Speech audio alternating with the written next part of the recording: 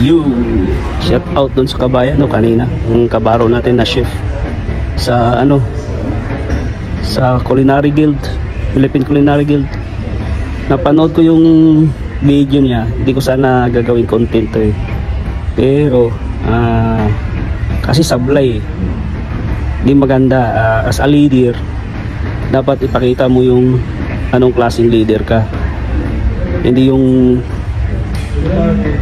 leader ka, hindi yung pangangaral yun pero nasa social media inano niya, in-upload niya kasi pagka ganyan pwede kang reklamo ng cyber libel niyan kabayan no. Advice lang to sa akin kasi pras tayo nagbablog, tapos nagbablog ka more in food, more in kitchen, tapos yun nga, advice ko lang sa iyo kasi kung i-complain ka niyan nung ibang lahi pa naman inano mo, malay mo malikot ang utak niyan, i-complain ka niyan, nasa Gulf country ka pa naman. Alam mo ba kung magkano ang fine dyan? 20,000 dirham plus kulong ka pa, more or less than 2 years plus deportation, ban black ka na sa buong Gulf country. Sana ano mo yan, isipin mo muna bago ka mag-upload ng video. Alam ko mahirap magiging, iwan ko kung anong posisyon mo. Ako as associate, mahirap posisyon ng associate. Ang dami mong babantayan, para nagbantay ng mas mainam pa yung magbantay ka ng kalabaw no, at saka mga kambing kasi isang palo mo lang tatakbo yan sa isang direksyon eh. Pero pag tao kahit suntukin mo laban sa iyo. So sana burahin mo yung video mo na yun, para kasi puro bad comment ang naano sa'yo. Ako hindi ako naninira kasi wala din naman makukuha. Advice ko lang sa'yo yan kasi parehas tayo naghahanap buhay. Baka mamaya yan mapanood ng taga-admin nyo. Admin yung sa ano, dapat alam mo rin, gumamit ka ng social media, aware ka sa mga ano, mga goods and bads o saka rules, lalo na pag dito sa Middle East.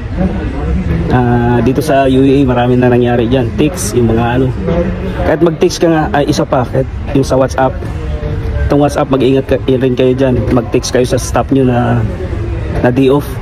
Dapat maintindihan yung mga rules bago kayo ngawa, pasikat kayo dyan no. Mag-text kayo sa staff nyo na day off, bawal yan, pwede kayong ireklamo na harassment no. Dapat maintindihan nyo, hindi lang yung ang nakita ko lang sa'yo kanina yung sa video mo, which is hindi siya okay yung pag-advise mo lang ganun, pero pagka i-upload mo kasi sa social media, ang kalalabasan yan, nagpapasikat ka, pinapakita mo kung ano ka no. Shout out kabaro, hindi ako hater inaano ko lang sa'yo, baka sa sunod ulitin mo pa yan, tapos sa kabayan na may alam sa batas dito sa ano, taob kaldero mo, wag ganun ingat. Sana ulitin mo, anuhin mo yung mga content mo, ayusin mo, wag ganun kasi marami talaga foul yun no? Sa mga nakapanood nito ng video nito, sana sa mga content creator din nakagaya ko, sana din yun, isipin nyo muna bago kayo kahit mas tinang pa yung mag-ano kayo ng jokes kaysa sa yung ganyan, yung mga meron ng pamamahiya. Yan ang ibig sabihin dyan, pamamahiya o cyber libel. 100% dito sa Gulf country. Nandito ako sa Dubai, kahit i-check mo yung mga ko, walang problema yan, yung mga vlog ko, kahit man sa akin as associate, andin mahirap talaga. Ang dami bantayan, order, mga products, paglabas na pagkain, standard, yung mga staff mo napasaway, late or too much break, yun no? Hindi lang yan, ordering, bayad sa mga payment sa mga supplier no. Na lang, mag-isip ka ng ibang wag yung ganun hindi ako hater mo. Sa mga nakapanood nito, sana i-share niyo para makarating sa ating ibang mga kabayan na content creator din, na akala nila tama yung ginagawa nila, na may mali sila no.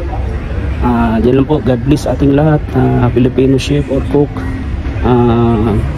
Tuloy nyo lang gusto nyo, pagiging kusinero, may mararating kayo.